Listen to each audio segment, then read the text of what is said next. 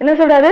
விரியன் பாம்பு குட்டிகளே, வரும் கோபத்திலிருந்து தப்பித்துக் கொள்ள உங்களுக்கு வகை காட்டினவன் யார்? அப்படின்னா என்ன அர்த்தம்? விரியன் பாம்பு குட்டிகளேனா இவங்க எல்லாருடைய இருதயமும் எப்படி இருக்கு?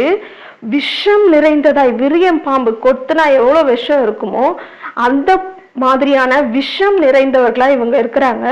அவங்க இருதயம் முழுவதும் பொல்லாப்பினால் நிறைந்திருக்கிறது, வன்மத்தினால் நிறைந்திருக்கிறது. அவங்க குணமே தேவனுக்கு ஏற்ற குணமா இல்லை.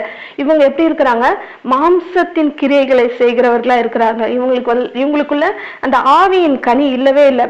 இத யோவான் ஸ்நானன் அவர் ஒரு தீர்க்கதரிசி என்பதனால அவர் கரெக்டா கண்டுபிடிச்சிட்டாரு.